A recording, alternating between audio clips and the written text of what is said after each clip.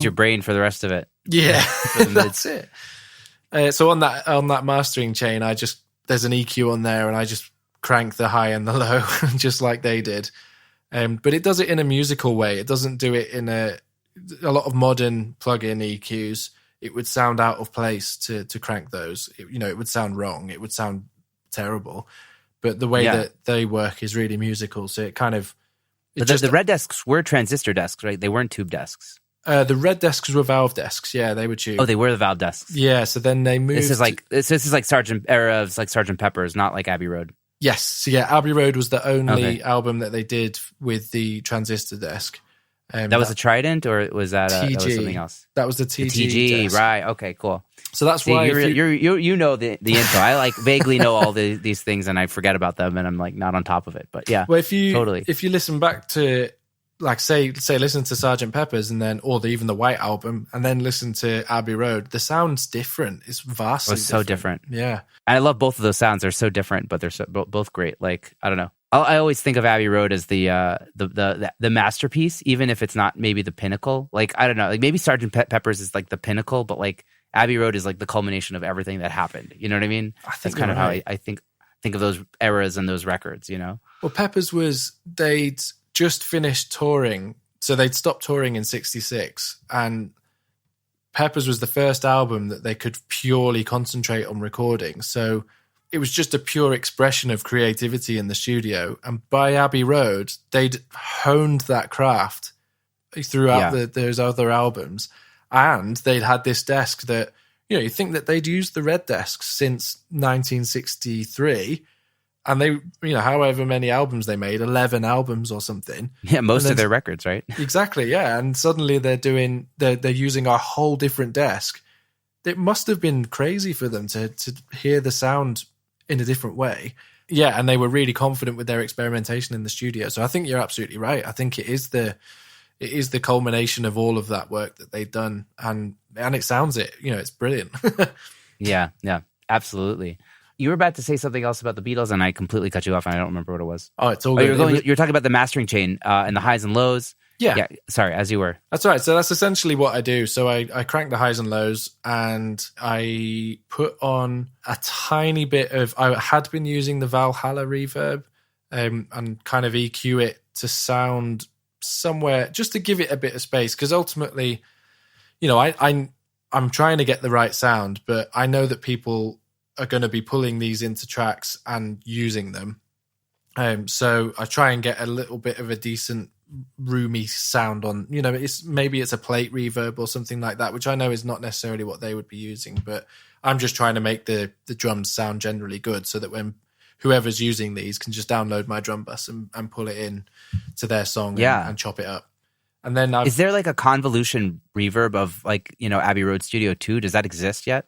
Yes, it is. The Abbey Road Chambers. So it's not, I don't think it's specifically geared at creating Room 2, but there is ways of getting a similar Room 2 sound through that Abbey Road Chambers. It's brilliant. It takes a little bit of fiddling with, but once you've worked out, I love it. I just think it's a really incredible reverb plugin specifically for that kind of style of thing. So I've started using that instead of the Valhalla one now. Whenever it is that I finally decide to whoop all of my Waves plugins and upgrade and like spend all the money to like get the latest version of Waves, then I'll have a look at those plugins. In the meantime, I'm just like keeping my V9 Waves plugins, and I don't want to spend any more money. Oh man, it's been a rabbit hole. I've got one of these new MacBook Airs with the M1 chip, and wow, how's that treating you? Oh, it's great. I mean, there's a few. So I run Logic, and there's a few glitches in Logic, which is frustrating.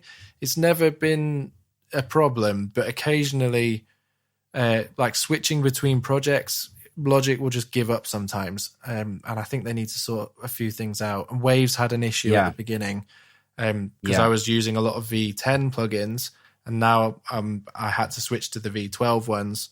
And at first, the Abbey Road mastering chain didn't work. So I actually sent, for about 2 months, I sent my stems out, the ones I do on the isolated drum stems, using the Andrew Sheps, the Andrew Sheps channel strip. and I was using that to get as good of a sound as I could possibly get. And it worked. You know, I was pretty happy with the results of it. But then as soon as the mastering chain started working again, I was I was very relieved. Yeah. These are the woes of computer technology, right? Like, I know. I'm hoping that that my computer lasts long enough till the M chips are like a little bit more sussed out. You know? Yeah, I think you're right. They seem to. Everything seems it'll be to soon be enough. stable. Yeah, I think it'll be soon enough, and the third party plugins will catch up. Yes, yeah. There was a few that took a while. Isotope were one of the first ones to seem to be working for me, although there's still a couple of glitches with the Isotope ones. It's to do with like authentication, so I have to keep authenticating the Isotope ones. I don't use the Isotope stuff for the isolated drums things. I use those for mixing and that kind of stuff. Totally. I would assume so. Yeah, totally. Yeah. Oh, so you have a podcast, right? You do a drumming podcast. Do you want to talk about that a little bit? Yeah. So it's called That 60s Recording Podcast. And at the beginning of lockdown last year in March, I had this idea to start a podcast. And, you know, I'm interested in sort of vintagey recording-y things. So I was thinking, how can I make a podcast that's specifically geared towards vintage recording? And my sort of knowledge base is centered around the Beatles. So I thought it would be, if I can start exploring that. So that's why I called it That 60s Recording Podcast, although we sneak into the 70s quite often. Because it's unavoidable. I mean, the 70s sounds incredible. So yeah. And obviously, totally. I ask a lot of questions about drum recording just because that's what I know most about and I'm interested in. So I sent a few emails off thinking, just, you know, aiming high. And the first person to reply to me was Ken Scott, who... No shit. Yeah, so he was my first ever podcast interview, was interviewing Ken Scott. And I was bricking. That's amazing. I'm sure. Dude, yeah. I'm lucky I didn't have any like famous guests until I was like at least a few episodes in. I think my first like very famous guest was like 12 episodes in. Oh, well, that's yeah. It took me like 40 episodes to get good at podcasting. I tell people now. It's hard, isn't it? It's hard to stay relaxed and be yourself. Because you have to engage in the conversation and also have in mind what else you're going to talk about. So it's like a weird balance. Absolutely, right? So yeah. Takes a minute. It's a learning curve. You know, it's like anything in life, right? Exactly. So I mean that particular interview was just a whirlwind. I can remember being conducting the interview, but I almost wish I could go back and do it again because I'd be so casual about it now. Whereas at that time I was like, "Hi Ken, right? Yes. So tell me about your experiences at Abbey Road." Yeah. Fanboying too hard. Yeah. Exactly. He only lives up the road from me. I didn't realize he just lives up in Harrogate. Yeah. So once Ken Scott had agreed to come on, people were happy to come on. So I'd managed to get Malcolm Toft, who designed the Trident audio desks. And the Toft desks. I know the Radiohead mixed through one of those also. Mm-hmm. Yeah. Awesome. Then Shel Talmy, who's a big 60s producer.